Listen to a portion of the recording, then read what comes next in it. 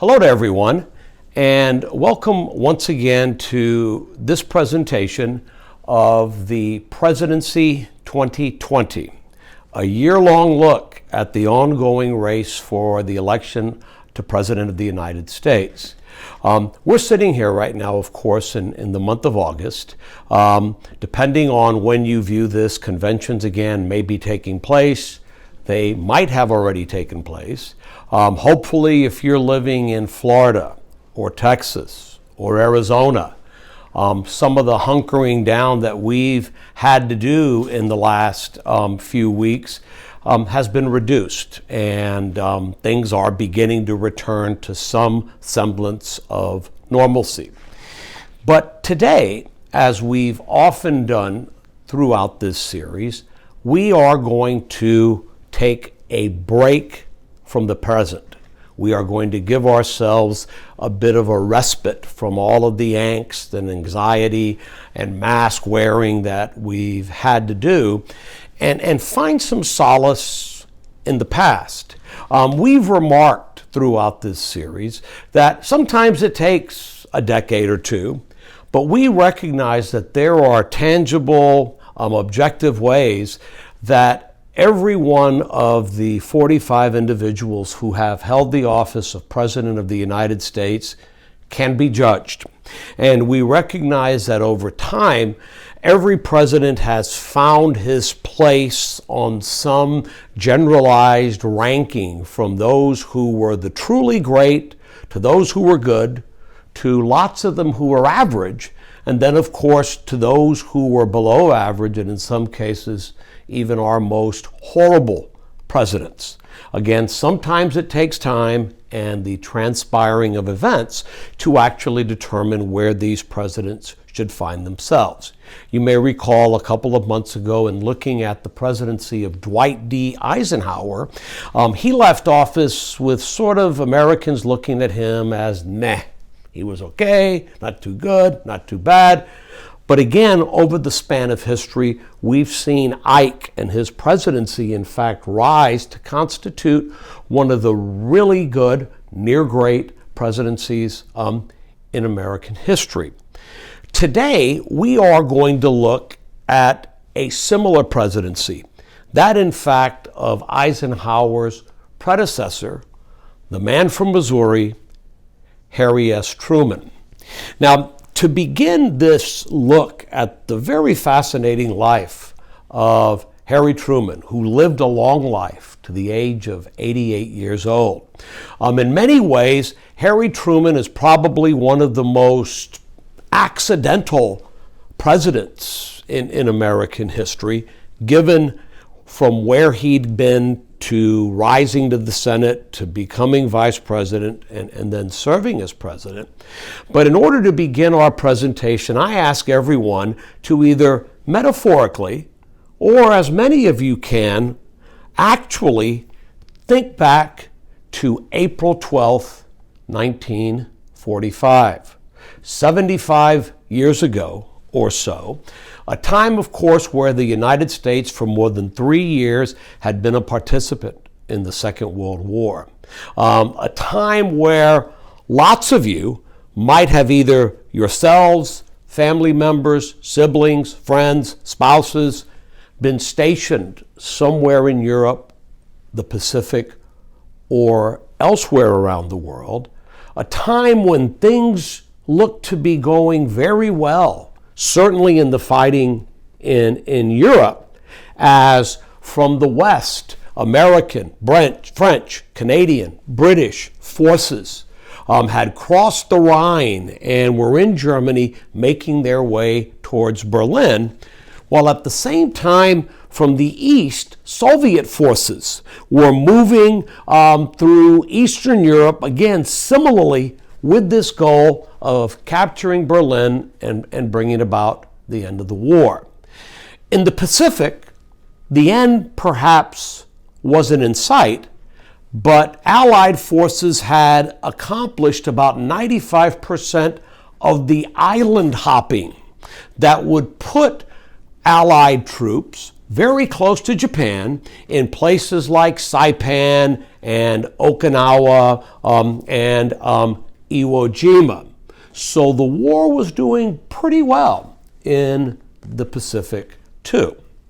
Many of you in 1945 would possibly only remember having lived under one American president, Franklin Delano Roosevelt.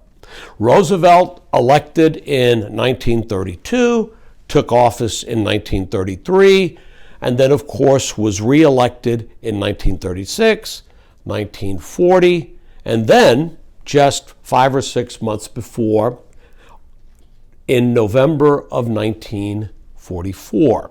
He was inaugurated for a fourth term, January 20th, 1945, and had a brand new vice president who had been elected with him for the first time in November of 1944, the senator from Missouri, Harry S. Truman. Now, it might not have been as obvious then as it would be later, but even though he was 63 or so years old, Franklin Roosevelt was a very much changed man by the time he won his fourth term. Forget the fact that lots and lots of Americans didn't know while he was living that Franklin Roosevelt had a disability. The effects of polio had rendered him incapable of walking in any normal, conventional way. By early 1945, most Americans, however, hadn't seen the effect of ill health, some terminal ailment that had rendered the president a very frail, a very thin, a very haggard chief of state, head of government of the United States. So it was April 12th, 1945, again, 3 months or so into Franklin Roosevelt's fourth term as president, that as he often would do, the president was down in Georgia at his retreat at Warm Springs, a place where for nearly 2 decades, FDR had spent lots of time believing that the healing mineral waters that percolated in Warm Springs might somehow bring life back to his battered body. And it turns out that on the morning of April 12, 1945, FDR was having a visit with an old friend. You may recall when we looked at First Ladies, in particular the life of Mrs. Roosevelt, Eleanor Roosevelt, that in 1918, the father of a young family, about 33 years old, Franklin Roosevelt had begun a torrid, passionate relationship with Eleanor Roosevelt's secretary, a younger woman by the name of Lucy Mercer.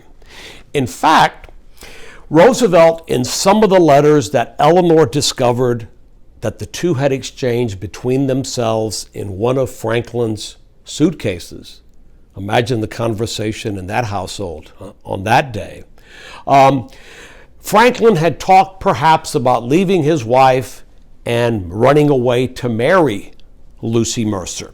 He didn't, it turns out, because advisors pointed out to him that doing so would certainly ruin any future political ambitions he might have possessed. This was back in 1918. We remember what happened to New York Governor Nelson Rockefeller with a relationship and a divorce, and then marrying the woman he'd had the relationship back in the early 60s, 40 years later. Imagine the effect this would have had in 1918. But even more so because Franklin Roosevelt's mother, who controlled the bulk of that branch of the Roosevelt family's wealth, threatened to disinherit him. The relationship ended, And of course, Franklin Roosevelt would climb great political heights. So we fast forward to April of 1945, April the 12th, and Lucy Mercer Rutherford, now married, is seated by the president as an artist is painting a portrait of FDR that was intended to be a gift to Miss Mercer. During the course of this painting, FDR suffers by what many believe was either a massive stroke, massive heart attack, a thrombosis, as it was then known, and dies. Now, at that time, Vice President Harry Truman was in the Capitol building, a place where he'd spent nearly the previous 11 years as a United States Senator, in a little hideaway room in the Capitol, occupied and controlled by House Speaker Sam Rayburn from Texas, a place where Rayburn and his friends would meet and cavort and drink bourbon and smoke cigars and tell stories, a room that Rayburn and his cronies referred to as the Board of Education. Harry Truman, by all accounts, on the late morning of April the 12th, 1945, was in the Board of Education. Again, having conversation and conviviality with many members of Congress, when word reached him that there was important news that required him to go to the White House. And when he did so, the First Lady herself, Eleanor Roosevelt, who was in the Capitol at the time, informed Vice President Truman that Franklin Roosevelt was dead and that Harry Truman would soon be the President of the United States. Truman tells the story that he expressed his condolences to Mrs. Roosevelt, asked her, "Is there anything that I could do for you?" To which she replied, "You should be asking me that question because you're the one in trouble now." Later that afternoon, those members of President Roosevelt's cabinet who were in Washington were witnesses as Harry Truman took the oath of office to become the 33rd President of the United States.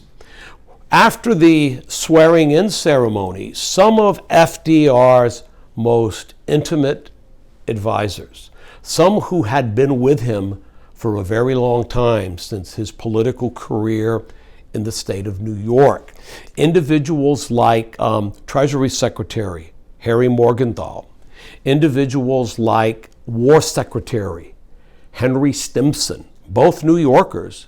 Stimson, imagine this, a Republican, part of FDR's cabinet, and again, among this tight-knit circle of FDR's most intimate advisors, these men pulled now President Truman aside and essentially told him, and I'm paraphrasing, "Mr. President, we have to tell you about the specifics of this project that has been top secret, where billions of dollars have been spent, and a bomb of a new type with a great destructive capacity has not only been produced, but is in fact waiting to be tested." So it wasn't until the afternoon that Harry Truman became President of the United States that he was fully briefed. I'm starting to do this Bernie Sanders thing again. I apologize. I'm going to hold on to the podium here. That he was fully briefed about the nature and extent of the Manhattan Project. 3 months into his vice presidency, within the first hour or so of becoming president. So we know that history is sometimes cruel to those who play the most important roles in making it. And indeed, I think we could say that history was cruel in one way to Franklin Roosevelt, the man who had been America's commander-in-chief throughout the Second World War, who died less than a month before Germany surrendered, May the 8th, 1945, VE Day. President Harry Truman would announce to the American people via radio that the war had come to an end. The fighting still raged on, of course, in the Pacific. And in May and June and early July, President Truman was, among other things, preparing for meetings that were going to be held in Potsdam, in occupied Germany, with, among others, British Prime Minister Winston Churchill and Soviet leader Joseph Stalin. Several purposes to this meeting. One, to discuss the post-war occupation and denazification of Germany. We know, of course, that Germany would be divided into 4 occupation zones. Secondly, there was a conversation about the fate of those countries in Eastern Europe through which the Soviets had passed and ultimately occupied on their way to bring about the defeat of the Germans. And finally, the group at Potsdam would issue an ultimatum to Japan. Dear Emperor Hirohito, ... surrender or else, ! Along with this, the goal was to persuade the Soviet Union to do something that it had not done yet by the summer of 1945, and actually would not do until early August of 1945, that being for the Soviet Union to declare war on Japan. Up until then, its adversary had been Germany, and only Germany. The Soviets eventually would, of course, do so. So while the president was at Potsdam, he received word that the test of one of these new atomic devices, one in which the fuel was plutonium, an element that had been discovered and processed for the very first time just 6 or 7 years before. And the test of this atomic device at Alamogordo in New Mexico, the so-called Trinity test, was the first detonation of an atomic device in world history, and created, of course, the mushroom cloud, the flame ball, and all of the signatures that we now recognize with these type of detonations. Truman had received word on July 16th, while at Potsdam, that the test of this device had been a successful one. So Truman would later tell the story of how he tried as wily as he could to tell Stalin, without telling Stalin, that we had something that might be a game changer, that might more rapidly end the war as part of the inducement to get the Soviets to enter the war.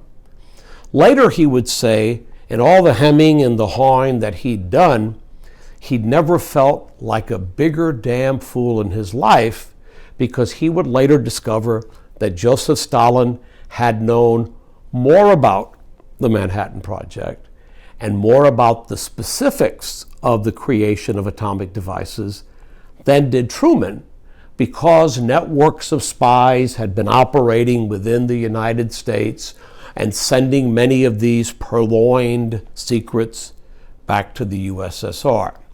So Truman is told while returning from Potsdam that 2 nuclear devices had been positioned far out in the Pacific within striking distance of Japan. All that was needed was his order as the civilian commander-in-chief of the military for these devices to be used. We know, of course, that unhesitantly President Truman authorized their use, giving commanders in the field the discretion to select the date and the target, to use them with the goal of securing the surrender of Japan as quickly as possible. So August 6th, 1945, an atomic device, Little Boy as it was known, was detonated over the city of Hiroshima in Japan. 3 days later, August 9th, no Japanese surrender yet forthcoming, a second device, a plutonium-fueled device, was detonated over the Japanese city of Nagasaki. And then 5 days after that, August 14th, 1945, Japan surrendered. A surrender that would be formalized on September the 2nd, 1945, on the deck of the battleship Missouri, which was docked in Tokyo Bay specifically for this surrender ceremony. So 5 months, less than 5 months into his presidency, it was Harry Truman who led the United States in accepting both the surrender of Germany, authorizing the use of nuclear devices, and then, of course, finally brought the war to a conclusion with authorizing the use of those devices to secure the surrender of Japan. Truman would still serve as president for 3 years and 4 months of the remainder of FDR's unfinished fourth term. And then, of course, Truman would be reelected to a full term as president in 1948. So what a way to begin, your presidency with a bang, literally and figuratively. Now, where did Harry Truman come from? What challenges did he face as a younger man and then as someone climbing the political ladder? And how did these experiences prepare him for the duties that would be thrust upon him back in that April day in 1945? Harry Truman was born on May the 8th, 1884, in a town of a few thousand people called Lamar, Missouri, south of the city of Kansas City, one of the larger cities in the state of Missouri. His father was a farmer and a livestock trader, but notwithstanding that, at the age of 8, the Truman family moved to Independence, a town considered part of the greater Kansas City area. And it would be at the age of 8 that Truman would attend formal school for the first time. Truman was the son of parents of Scots-Irish descent, these hard-scrabbled early settlers to the United States.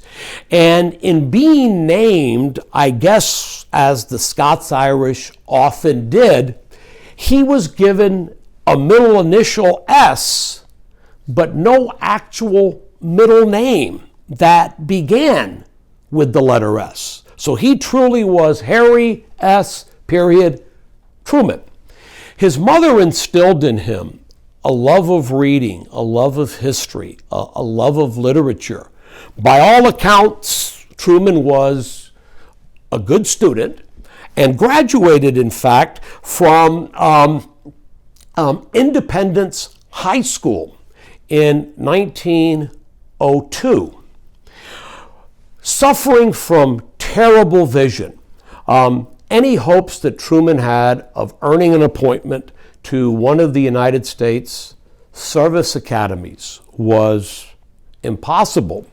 So Truman began a period of his life for about 15 years, in fact, where he held a number of jobs. Harry Truman is the last American president who did not graduate from college. Every other president, of course, that followed him would in one way or another.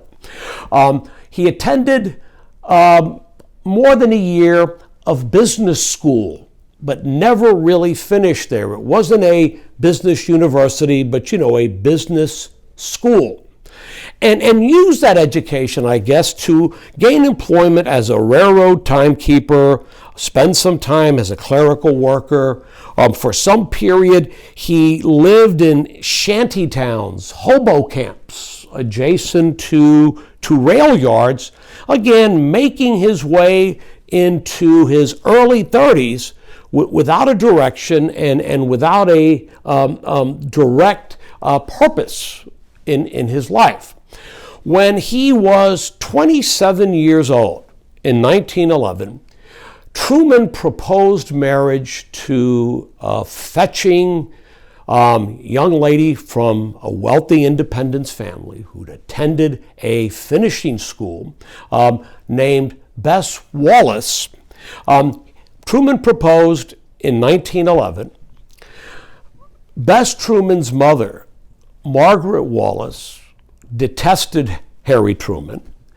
They would finally marry 8 years later in 1919, and Harry Truman would then endure, and I think that's the right word, a long, acrimonious relationship, not with his loving wife, Bess Truman, but with his mother-in-law.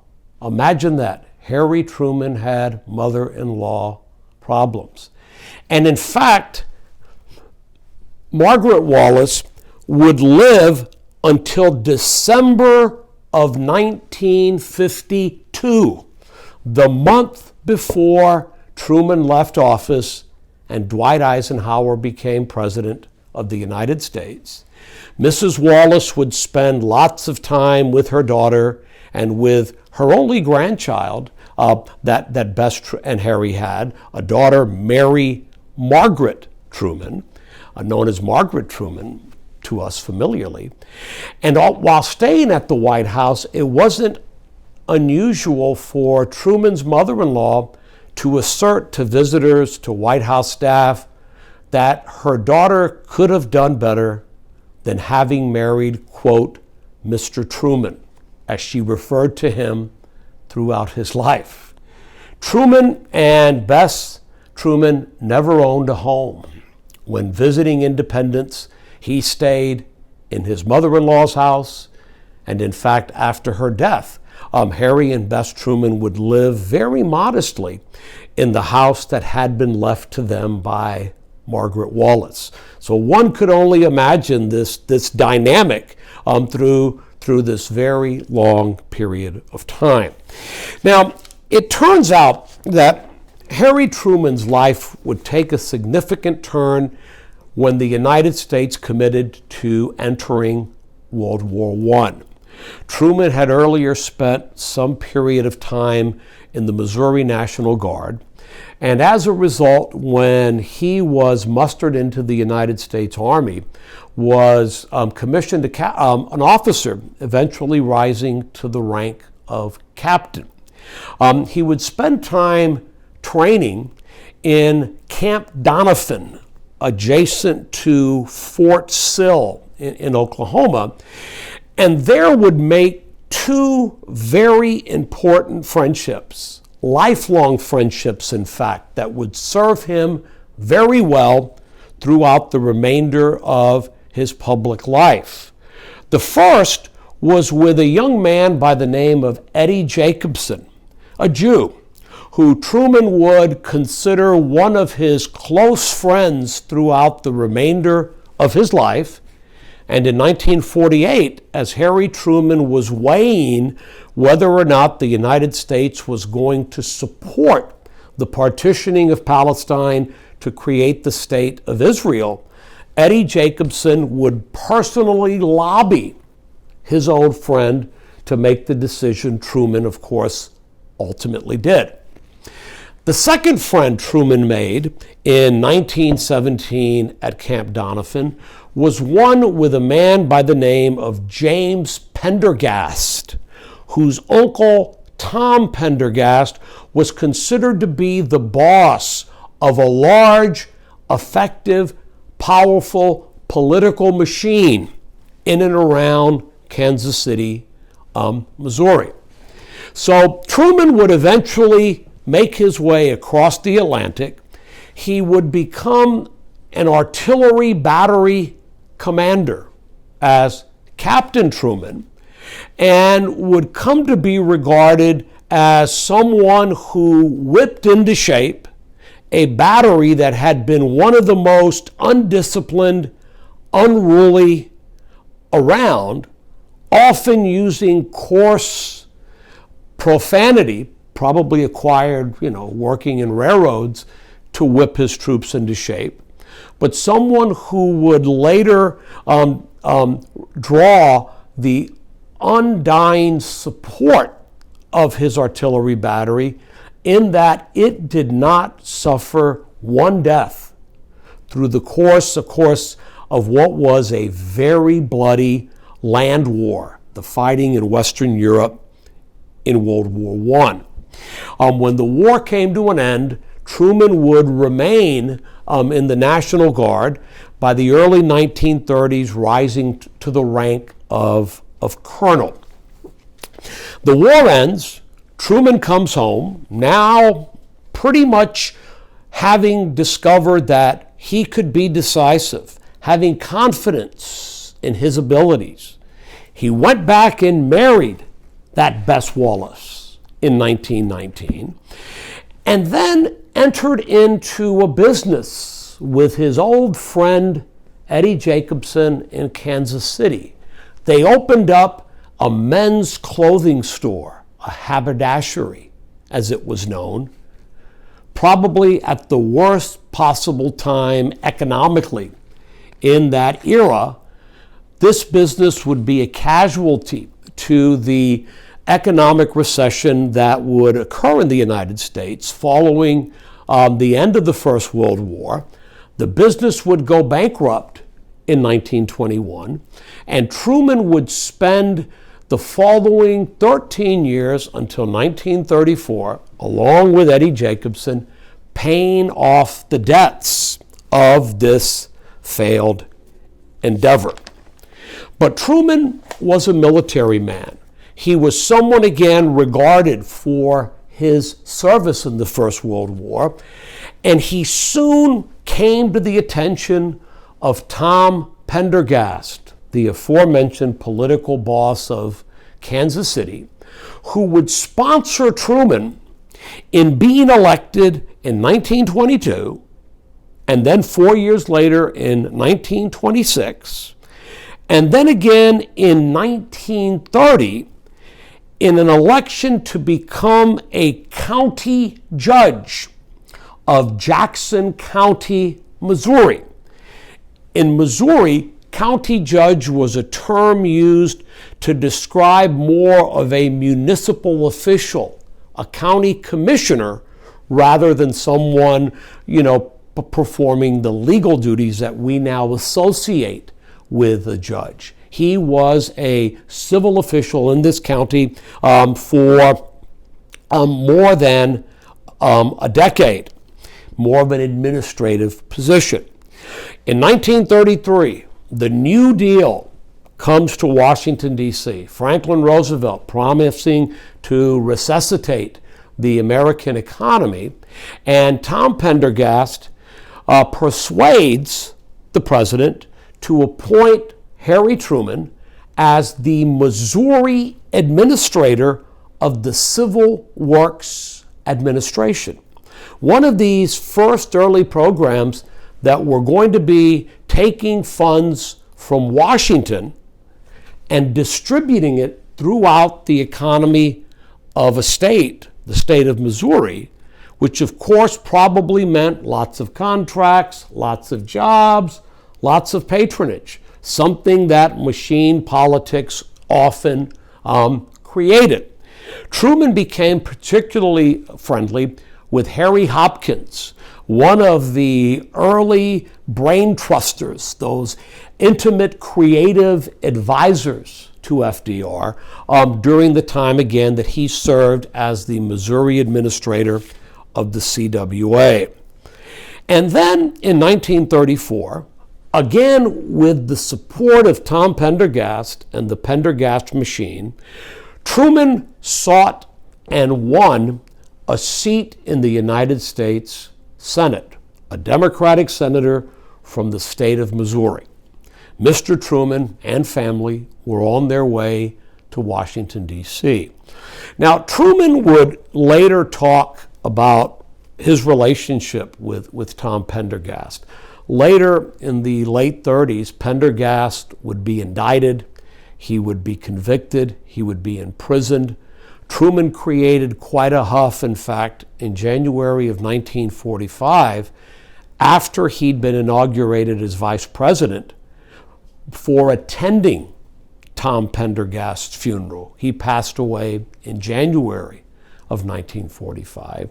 Truman would explain and recognize the realities of machine politics, stating that he helped in some patronage jobs being awarded, but he said by giving a little in the form of jobs, he saved a lot, meaning that every vote he cast as a United States Senator was his own personal vote, voting his conscience. No one told him how to vote. He was reelected in 1940 in a nasty political battle with a Missouri politician by the name of Lloyd Stark, running on a platform where he saw both Germany and the Soviet Union, as many Americans did at the time, as adversaries. Truman never trusted the Soviets throughout the remainder of his life. And in this very close battle in 1940, on the doorstep of the United States entering World War II, he was reelected.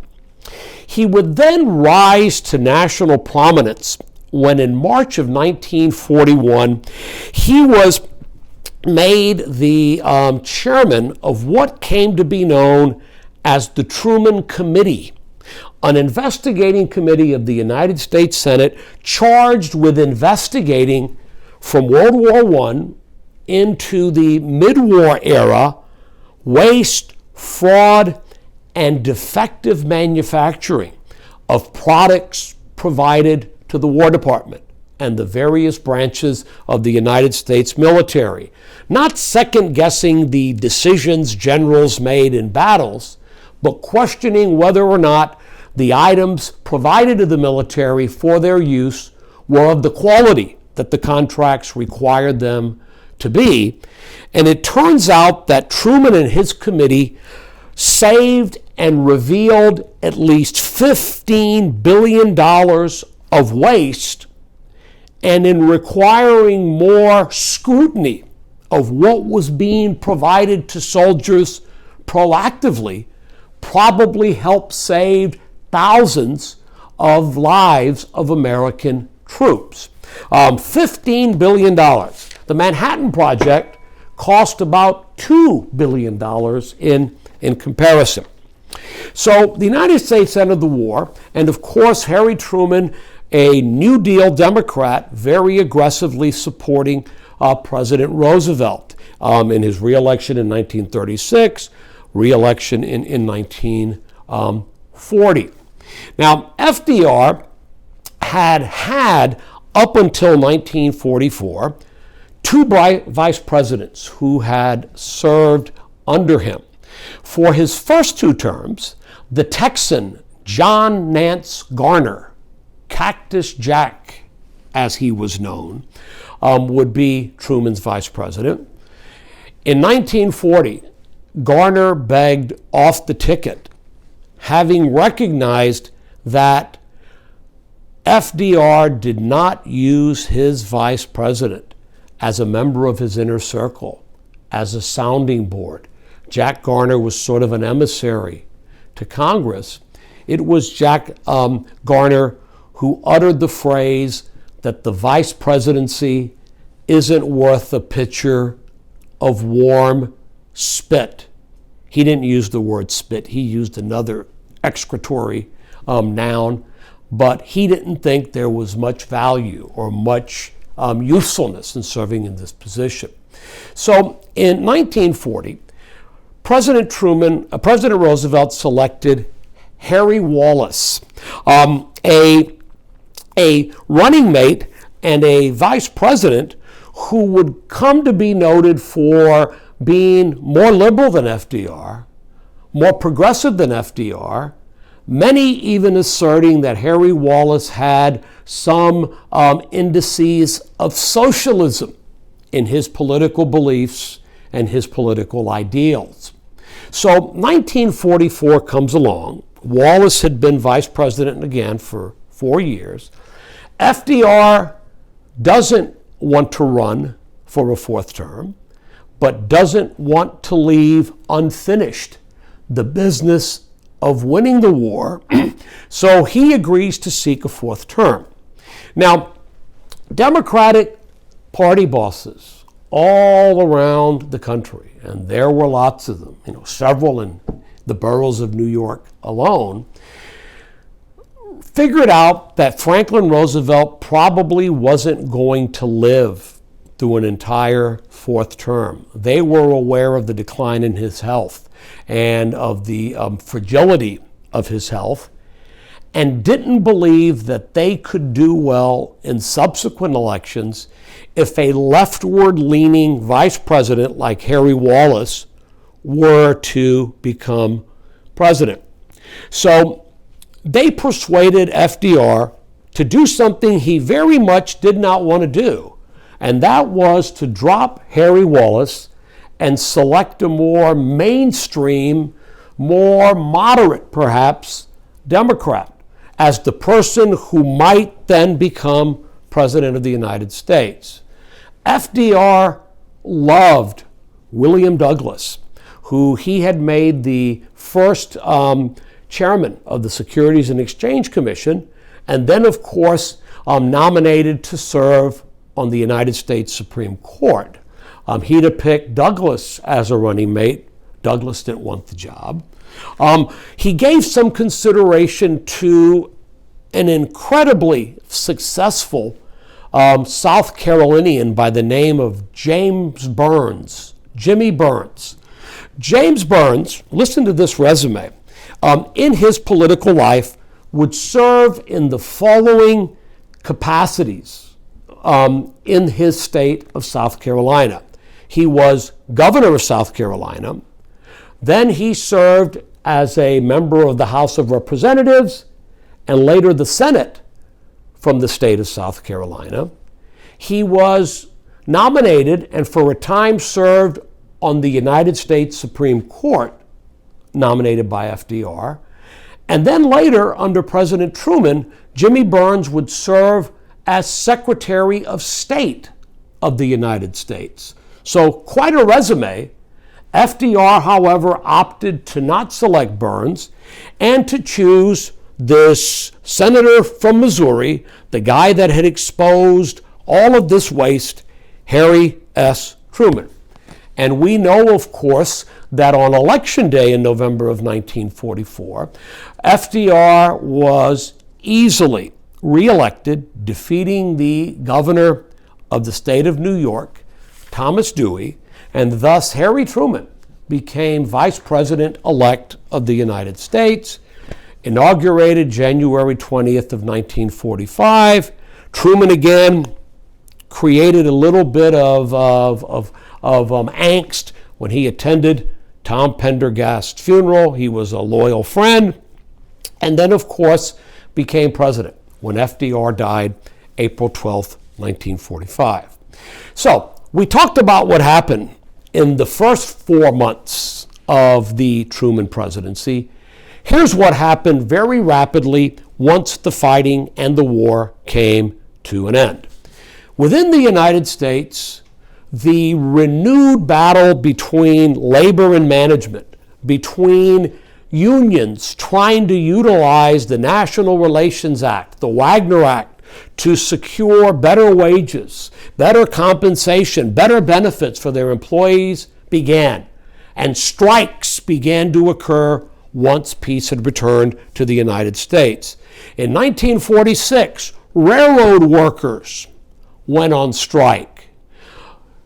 Commerce and transportation in the United States was endangered.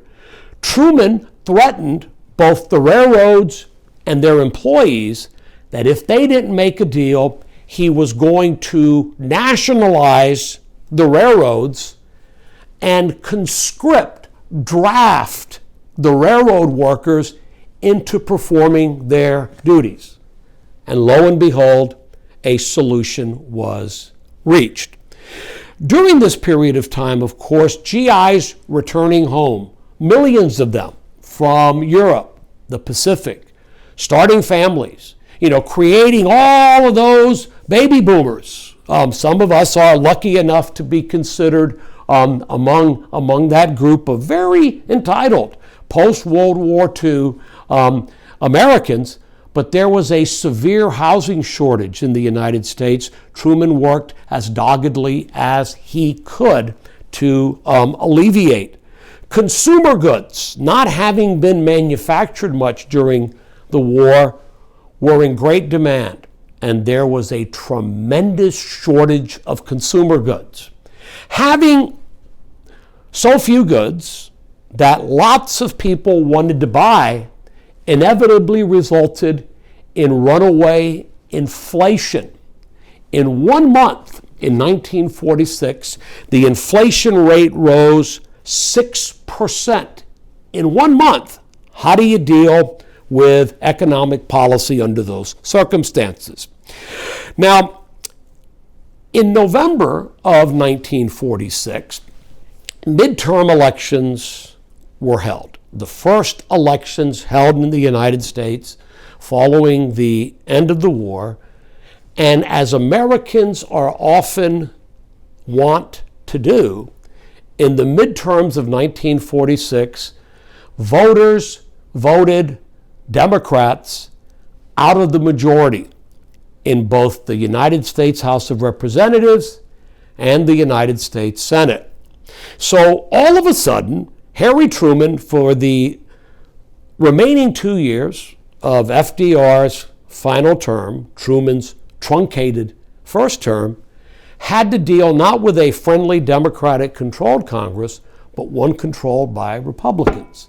Notably, in the elections of November of 1946, veterans began to be elected to serve in Congress. Richard Nixon, first elected to serve a district in Southern California in the House of Representatives, and in Wisconsin, Joseph McCarthy, a Republican, elected to represent the Badger State in the United States Senate. All of a sudden, beginning in 1947, investigating committees, first in the House, later in the Senate, would begin to scour the United States, universities, the motion picture industry, academia, journalists, even the military, in a belief that somehow communists had gained a foothold, a element of power within American institutions. Nixon would serve as a prominent member of HUAC, the House Un-American Activities Committee, which of course would investigate the motion picture industry. The motion picture industry would adopt a blacklist of those who hadn't answered HUAC's questions. And then, of course, Alger Hiss would come under the eye of HUAC, and in particular, Richard Nixon as well, during this period of time. Now, when the war came to an end, there were a slew of international matters, foreign policy matters, that were in some cases very novel, and in some cases very much in need of a strong American action. It would be during this period of time where, unlike previous conflicts that we as a country had been involved in, like World War I, where ultimately we chose to return to the nice cocoon of safety and security that good geography had given us. Large ocean to the east, large ocean to the west, Europe and Asia far away, Mexico to the south, what could they do? Canada to the north. What's the greatest threat we might face from a Canadian invasion? Undertipping waitresses into poverty. That kind of was the perspective of the United States. God had given us good geography. don't become involved on a permanent basis in international affairs. At the end of the Second World War, because particularly of the actions of the Soviet Union, their occupation of Eastern Europe, the Iron Curtain falling across Europe, and the belief that the Soviets intended to drive as deeply into Europe as they could, peacefully, Truman made a series of decisions that for the last 75 years has made the United States not only a worldwide player in international affairs, but the country that most shaped the post-World War II era that we still live in, the country that supported and nurtured the United Nations, NATO, and other mutual defense groups, and whether we like it or not, served as the world policeman for a very long time. So Truman was a strong supporter of the United States taking a lead role in the United Nations and having its headquarters built in the United States. He took a hard line against the Soviet Union, and in particular in using American influence, espionage, subterfuge, the OSS, the Office of Strategic Services, to intervene in post-World War II elections in Turkey, Greece, Italy, France, and Iran, where communist parties were attempting to persuade citizens to elect them into the majority to form communist governments via the ballot box in these countries. The Truman Doctrine, which would later become formalized as the so-called containment doctrine vis-a-vis Soviet expansionism, was articulated by President Truman in 1946 into 1947 as an American commitment to do anything necessary to stop the spread of Soviet communism into countries not wanting to come under communist control. A line in the sand of sorts had been drawn. We look at Congress today, and one of the things we might say is Congress doesn't pass bills much anymore. They don't work a lot. They're on vacation a lot, but they certainly don't pass a lot of bills. In 1947, in a whole different world, I think, politically, in 1947, Harry Truman signed into law the National Security Act. One piece of legislation that did the following. One, it merged the Department of War, sounds very hostile and aggressive, into a new cabinet-level department, the Department of Defense. It's more passive. It sounds better. The National Security Act formally separated the Air Force, known previously as the Army Air Corps, into a separate branch of the military, along with the Marines, Navy, and United States Army. The National Security Act created the Central Intelligence Agency in order to go out and gather information to give decision makers what they need to make the proper decisions, and created an advisory board within the executive office of the president, the National Security Council, which we know, of course, still exists, headed by a national security advisor, an expert appointed by the president to, again, provide hopefully crucial insight as the United States firmly placed itself as a permanent, prominent player on the international stage. President Truman authorized and signed into law the European Recovery Act, known colloquially, or known today, of course, as the Marshall Plan, which offered billions of dollars of American aid to both allies and adversaries going through the difficult process of rebuilding themselves in Europe, Asia, North Africa. A great act of benevolence by the United States. The Marshall Plan often involved dollar credits being given to recipients that they could use to acquire badly needed machinery, building materials, and other things from manufacturers in the United States. An incredibly shrewd and, again, a mutually beneficial stimulative act. In May of 1948, Harry Truman made a decision that rejected advice coming from the British government. It rejected the advice coming from the United States State Department and the then Secretary of State, General George C. Marshall.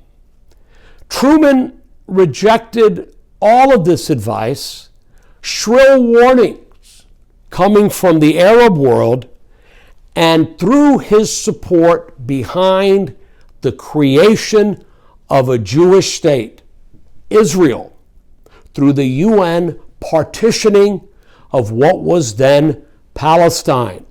Again, his old business partner, Eddie Jacobson, personally lobbying his friend, the president, to make this decision, which was, again, an act of great foresight and one that he made independently, outside a lot of the conventional wisdom that existed at the time. Finally, when the Soviet Union blocked roads connecting American and British occupation zones in Germany with American and British occupation zones in Berlin, Berlin as a city was within the Soviet occupation zone, but like Germany itself, Berlin had been partitioned into zones of occupation. And when the Soviets blocked land routes that had been used to resupply the non-Soviet parts of Berlin, on June 25th, 1948, Harry Truman authorized the Berlin airlift, which would last until May 11th of the following year, 1949, that would keep these parts of Berlin fed, clothed, necessities in a continuous series of flights, landing at Tempelhof and other air bases in Germany. All in one term, by the way. And he oversaw what had to be, of course, a reduction in the size of American armed forces, the size of our standing army and our navy. It wouldn't be decapitated like we did at the end of the First World War, but people were home, and again, the military had to be shrunk down a bit. So 1948 comes along. Truman, again, having made all of these decisions, in the midst now of a hysteria that somehow communists were everywhere in the United States, polling, as it existed at the time, in the spring of 1936, measured Harry Truman's approval rate at 36%. Many in the Democratic Party wondered if someone else might be a better standard bearer for the party. Truman, of course, persevered, would eventually be nominated by the Democrats, and would end up winning one of the closest, one of the most wild elections, the election of 1948. Truman very much supported the promotion of civil rights and the desegregation of parts of the United States that in fact had been segregated. At the Democratic Convention in 1948, Truman strongly supported a powerful civil rights plank that Minnesota Senator Hubert Humphrey had drafted that very much angered delegates coming from segregated southern states.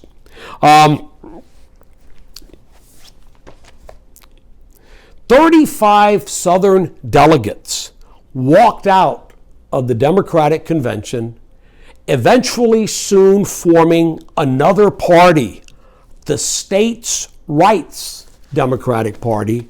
We remember it in 1948 as the Dixiecrats, that selected as its nominee the then Democratic senator from South Carolina, Strom Thurmond. So the Democrats were split. This southern faction, the mainstream Democratic Party, and then that former Vice President Harry Wallace accepted the nomination of a more liberal progressive party in the United States. And again, the prospect of yet another fracturing of the party loomed, a potential three-way split. Because the Constitution had not yet been amended to permit a president to nominate a vice president in the event there is no vice president, Truman had served the remainder of FDR's fourth term without a vice president. The 25th Amendment would rectify that later, I think in 1967. So in 1948, for the very first time, Truman would have a running mate in the person of Kentucky Senator Alben Barkley. And the race would commence. The president would, before the election, issue an executive order integrating the United States military so that within the Deep South, states might abide by Jim Crow. They might abide by segregated laws in state-controlled areas, but in military bases, integration became the order of the day, further to the angst and the anger of Southerners, and in particular, Dixiecrats. The two major pollsters at the time, how many do we have these days? I mean, hundreds. Gallup and Roper, Hugo Roper was the pollster's name, and George Gallup, stopped polling well before Election Day in a belief that the election of 1948 wasn't going to be won by Truman, certainly not Strom Thurmond, not Harry Wallace. They believed that the Republican nominee, the governor of the state of New York, back for a second run, Thomas Dewey, was going to win the presidency. They stopped polling in a belief that Dewey had it in the bag. Truman engaged in a notable, memorable 22,000-mile train trip, a whistle stop, traveling from city to city, from station to station, walking out to the back of a train car, talking to the crowd that was gathered, probably introducing Mrs. Truman, his daughter Margaret, and then the train taking off. This act repeated stop after stop after stop, 22,000 miles in total throughout the United States. So, Americans went to vote. The Chicago Tribune, at the time, the establishment Republican newspaper in the United States, had already printed the headline. It turns out, however, that they had printed it prematurely. We're going to see next month how the Electoral College is a very different way that we use to elect our president, because it wasn't until very late on election night in 1948 that Harry Truman very narrowly won The state of Illinois, 28 electoral votes. California, 25 electoral votes. Ohio, 25 electoral votes, and thus won the presidency. Take those 3 states away from Truman, Thomas Dewey would have been president of the United States. Truman finished with 303 electoral votes, Dewey 189, and Strom Thurmond, the Dixiecrat, won 39 electoral votes, winning the vote in Louisiana, Mississippi, Alabama, and South Carolina. A friend of mine gave me this as a gift a number of years ago. I don't know if you could see it. I don't know if there's any glare, but I think it's pretty neat that I'm holding like this a picture of Harry Truman holding like this a Chicago Tribune headline announcing Dewey defeats Truman. This one is actually signed by the president on the bottom, but it's one of the most iconic political photographs in American history. Thank you for giving it to me, Harvey. So Truman now is getting ready for a second term. He delivers the first televised inaugural address in American history, January of 1949. He strongly supports the creation of NATO in May of 1949. In August of 1949, the Soviet Union successfully detonates their first nuclear device. America's monopoly on control of nuclear weapons would last but 4 years, and immediately, of course, there were accusations that spies and treachery and espionage had contributed to the Soviets getting the bomb so quickly. August of 1949.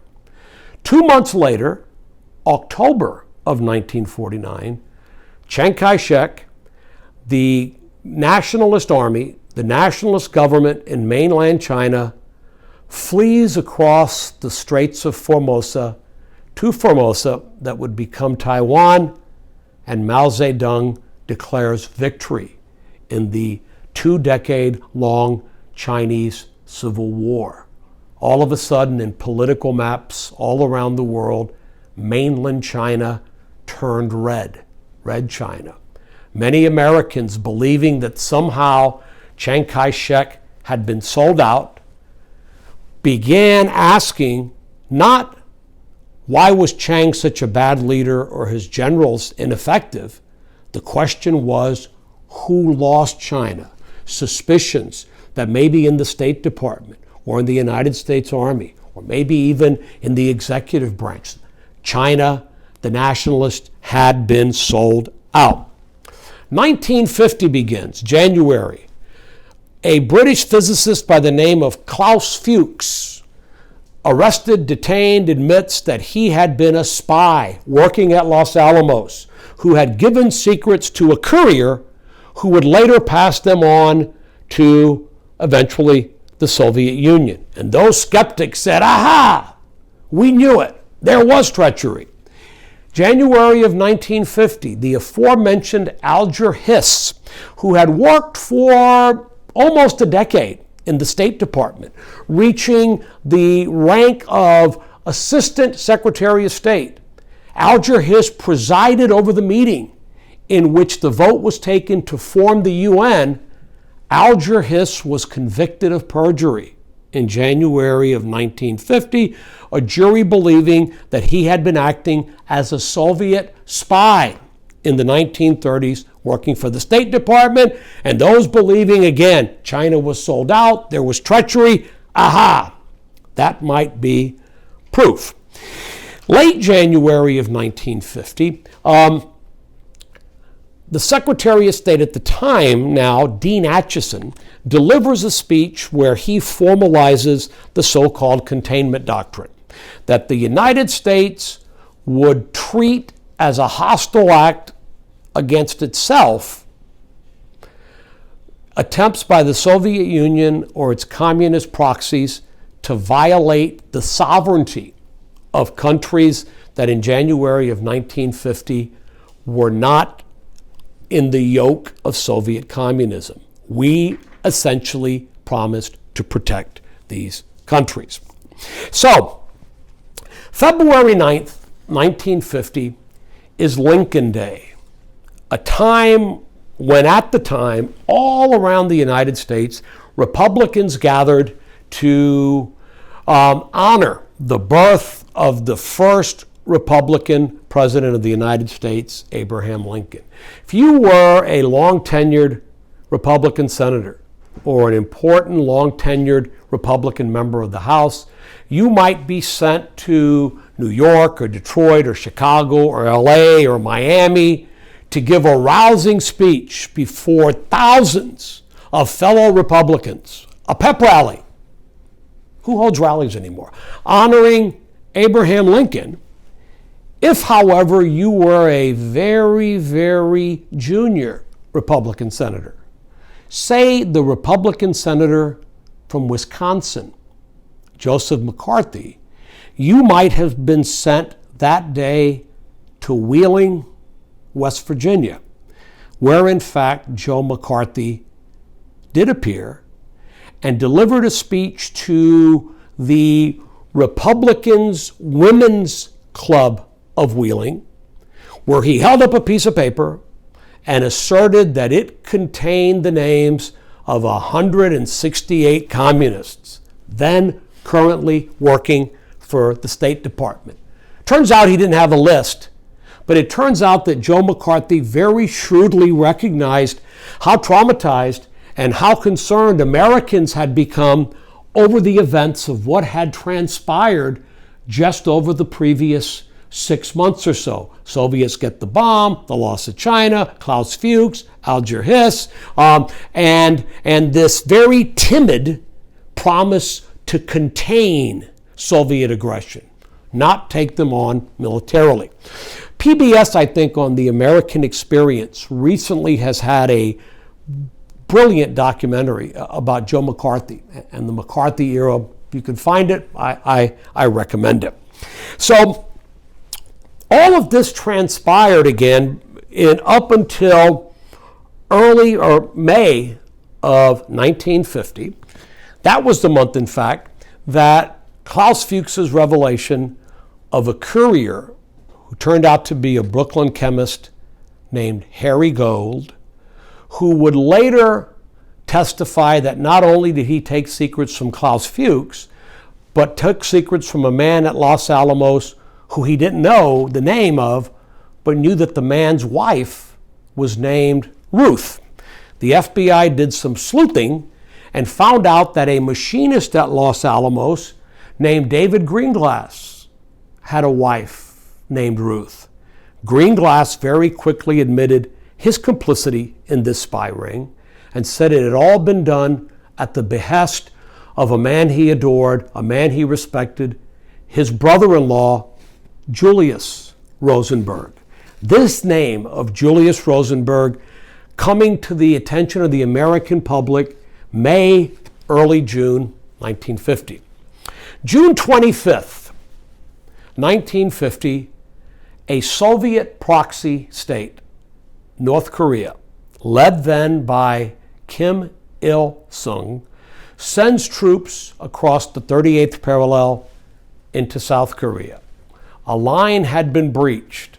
Was the United States actually going to defend South Korea, what the containment doctrine said it would?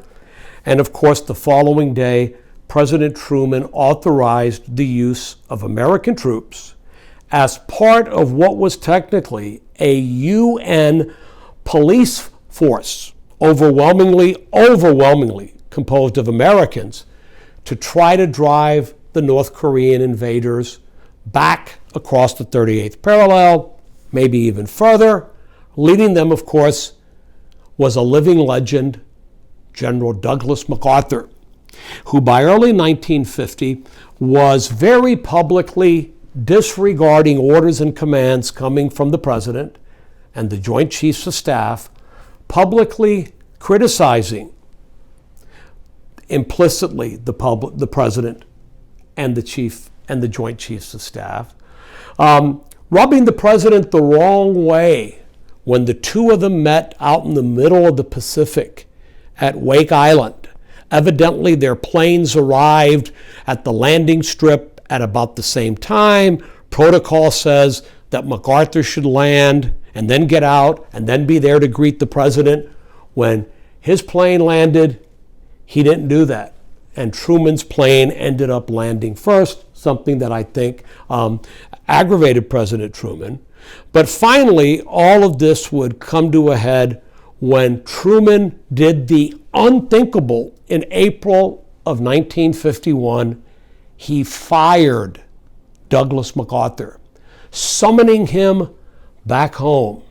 A man again who had been a hero, Supreme Allied Commander of troops in the Pacific during World War II, the military governor of occupied Japan in the years following the war, larger than life, sent home. Congress calls him to deliver a speech to a joint session of Congress, and of course MacArthur famously concludes by stating an old saying that old soldiers never die, they just fade away.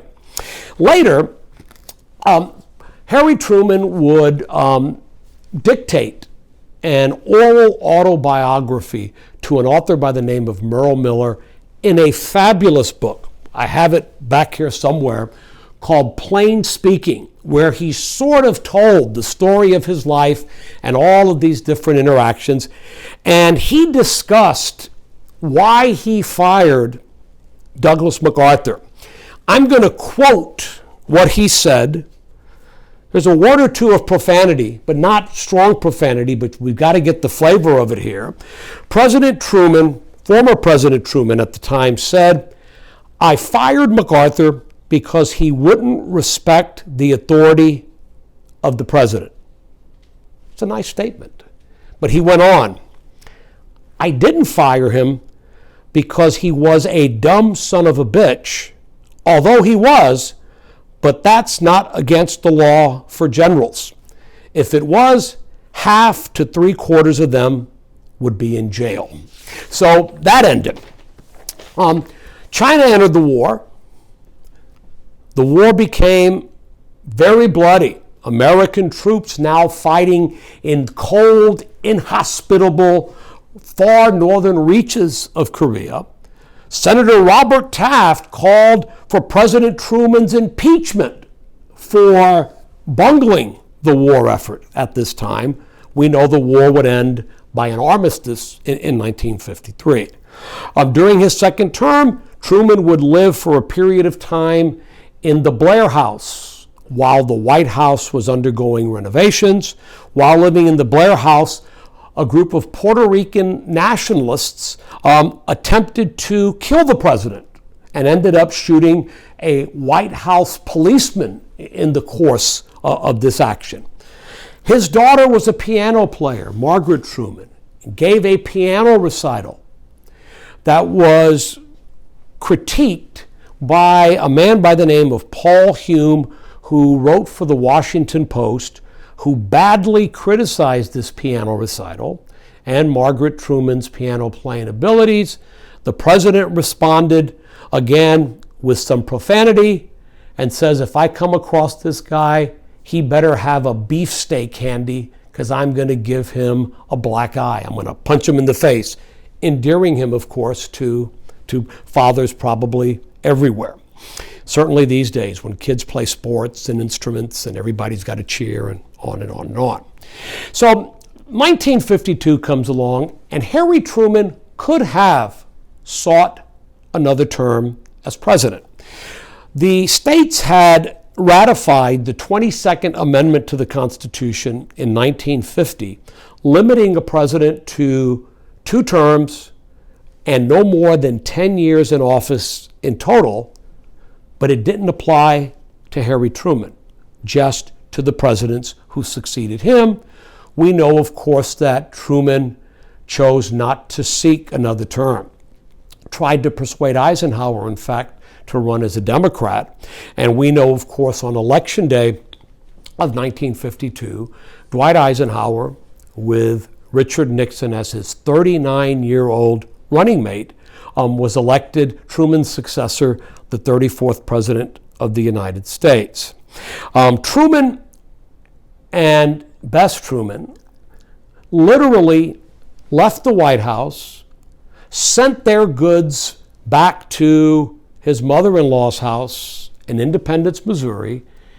Harry and Bess Truman climbed into a Chrysler Imperial that President Truman had purchased and drove back to Independence from the White House upon leaving office to live on a senatorial pension of $112.56 a month.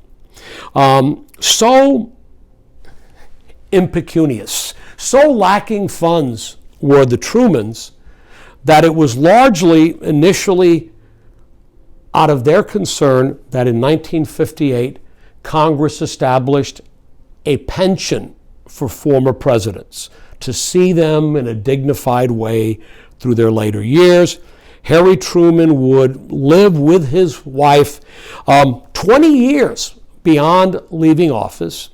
During this time, of course, world events would transpire, and all of a sudden, lots of the decisions that Truman had made earlier, up until his death, and even more so after his death, would be recognized as having been the right decisions. And as a result, in these occasional appraisals that presidential historians and scholars make, Harry Truman's stock continued to rise as now being considered a near great president of the United States. Harry Truman died at the age of 88 on December 26, 1972. Less than a month later, incidentally, on January 22nd, 1973, Lyndon Johnson died, just 64 years old. So this would begin a period where there were no former living presidents in the United States. President Nixon was president. Everyone who preceded him was dead. Nixon, of course, would cure this deficiency the following year in August of 1974 when he resigned to become a former president, and his vice president, Gerald Ford, succeeded him. Bess Truman would succeed Harry Truman by a decade. She lived until 1982, living to the age of 97 years old, and in fact is the oldest living First Lady in American history. Keeping in mind that Rosalind Carter and Jimmy Carter are still alive and kicking very well. Who knows, they may surpass them. So we'll end it by a quote that Harry Truman uttered in this plain speaking about money and politics and politicians and all of the temptations that may exist there, when he stated very simply and firmly, anyone who leaves politics with more money than he had going in has to be a crook, period. That's a quote from Harry Truman. So, as always, thank you for joining us. I hope you enjoyed this interlude, this respite. And stay tuned when we gather again in August, and in our next lecture, begin to dissect, take apart, explain, and better understand the Electoral College, the system created in the Constitution that on November the 3rd is going to be used to tell us who is going to be the President of the United States. So a very happy rest of the month to all of you, and we will see you all very soon. Take care.